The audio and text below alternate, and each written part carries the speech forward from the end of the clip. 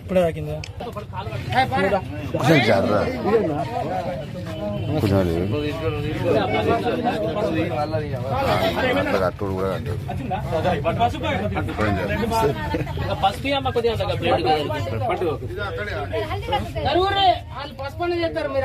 sir కదా పెట్టున్నాడా గట్టిగా కాళ్ళు మెల్లనే ఇవాళ తాకింది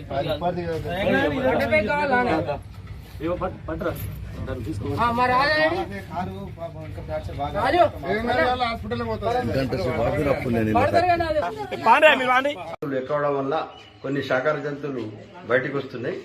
అది అందులో ఇది